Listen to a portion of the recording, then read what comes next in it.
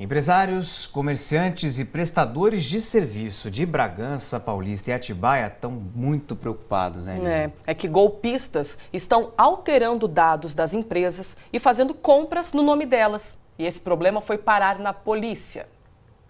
A Silvia realizou o sonho de ter o próprio salão de beleza. Ela se tornou uma microempreendedora individual para se formalizar e trabalhar dentro da lei. Só que um dia, quando fez uma compra de produtos para o salão, ela foi surpreendida. E o fornecedor me avisou alguns dias depois que não conseguia me entregar por conta que meus dados não estavam batendo com o cadastro que eu tinha na empresa deles. Ela foi se informar e descobriu que os dados da empresa dela tinham sido alterados. A atividade da empresa passou de salão de beleza para serviços de eventos e buffet. O endereço, que era de Atibaia, mudou para São Paulo.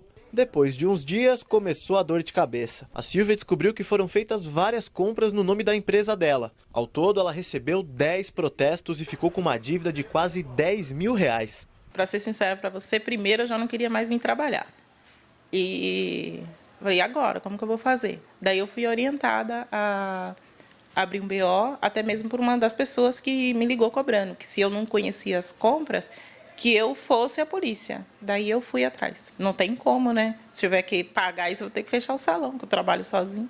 O Alexandre é contador e passou pelo mesmo problema. Ele tem um escritório de contabilidade, mas no cadastro a atividade da empresa dele foi alterada para alimentos e bebidas. E o endereço também passou de Atibaia para São Paulo. Foram feitas várias compras na cidade de São Paulo e isso daí gerou boletos. Esses boletos foram trocados nos bancos e os bancos entraram com protesto contra a minha empresa ou suposta empresa de distribuidora de alimento, sendo que nunca trabalhei com distribuidora de alimento. Ele recebeu 3 protestos e ficou com uma dívida de R$9 mil. O prejuízo só não foi maior porque ele descobriu rápido o problema. A Polícia Civil está investigando os casos que foram registrados como estelionato. As investigações vão tentar descobrir qual foi a forma em que ele ocorreu, em que maneira que se deu a falsificação, a adulteração dos dados cadastrais da empresa, que possibilitou que as compras fossem feitas em nome da vítima e entregues em endereço que não é o dele. Muito possivelmente essa falha tenha se dado na Receita Federal, onde os dados, principalmente da declaração de imposto de renda, são armazenados. As dicas para evitar vazamento de informações pessoais, principalmente na internet, são simples e eficientes de acordo com os especialistas. A primeira coisa é nunca passar os seus dados para ninguém. Evite também ficar acessando e se cadastrando em sites que parecem não ser confiáveis. Troque as senhas de acesso todo mês.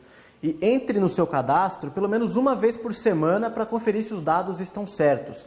Assim, mesmo você sendo vítima de um golpe, se descobrir rapidamente, as consequências podem ser menores. A orientação da Polícia Civil é de que se houver qualquer suspeita de fraude ou golpe, a vítima tem que procurar imediatamente a delegacia. O boletim de ocorrência nada mais é do que a comunicação de um fato criminoso à autoridade policial.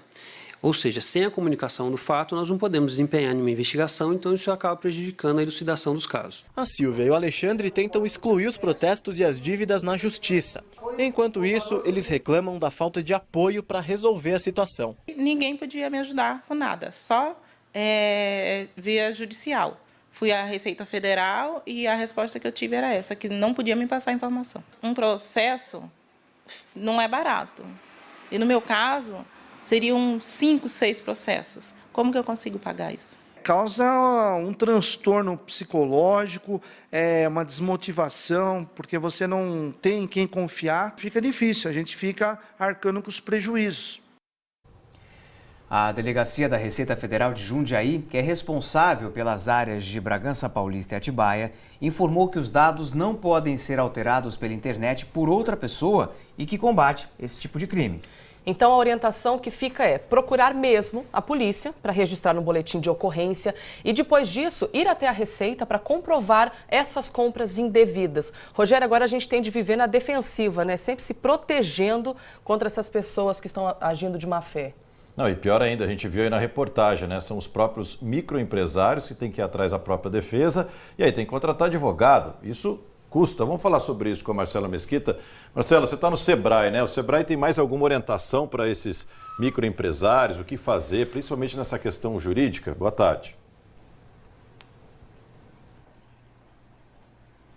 Oi, Rogério, boa tarde. Olha, aqui a orientação do Sebrae é para que as pessoas fiquem realmente atentas, como a gente viu o Lucas Rangel mostrando. E agora, eu estava aqui conversando com a Tatiana, que é consultora jurídica aqui do Sebrae, e se você ficou atento às notícias que o Rangel passou, presta atenção no que ela vai falar, porque tem mais formas de golpes, né? Por exemplo, receber boletos o Sebrae, a Receita, ninguém manda boleto, é isso?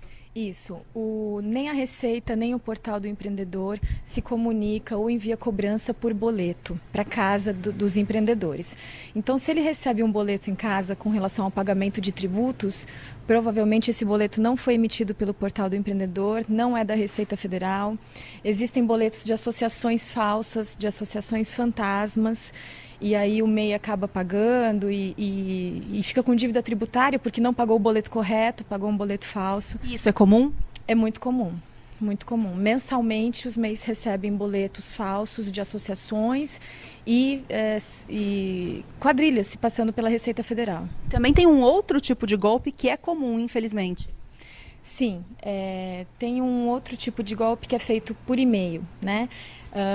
É importante a gente ressaltar que o microempreendedor individual, ele tem que fazer todos os seus atos pelo Portal do Empreendedor. É ele que acessa o Portal do Empreendedor, ele que emite o seu boleto, ele que faz a sua declaração. Como falta um pouco de informação, né, eles recebem e-mails falsos dizendo: clique aqui e faça a sua declaração de faturamento, clique aqui e faça a sua declaração de imposto de renda, clique aqui e gere os seus tributos mensais. Esses e-mails vêm às vezes com nomes que induzem ao erro, né?